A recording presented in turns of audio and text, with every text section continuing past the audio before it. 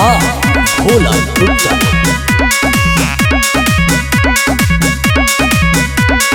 डोलची में ले ले बनी भंगे अधतूर मने नहीं भाव शिव के अम्मा अंगूर।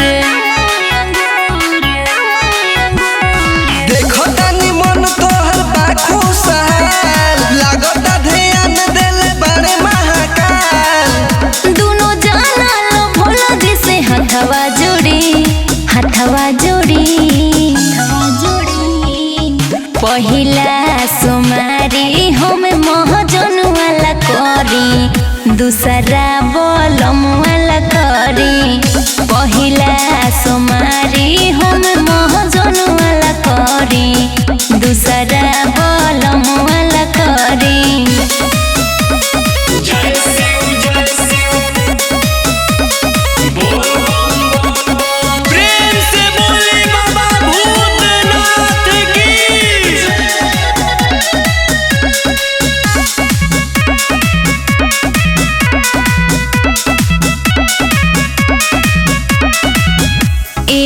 खुश रहस सयाने मोर लभर हो कृपा बनौले रहम हमारा उपहर हो।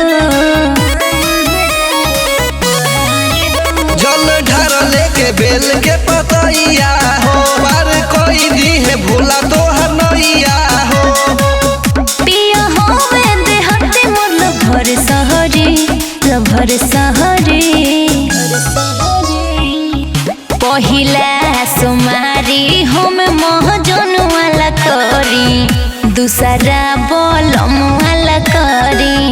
पहिला सुमारी हम महजन वाला करी दूसरा बलम वाला करी।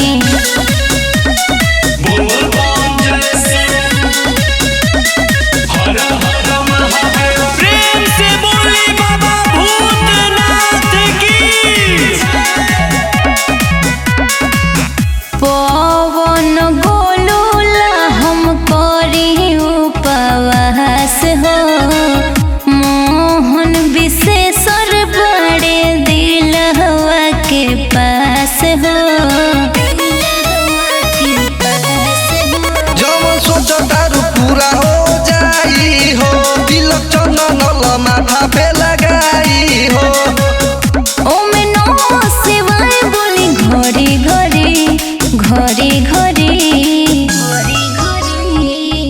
पहिला सोमारी हम महजन वाला करी दूसरा बलम वाला करी।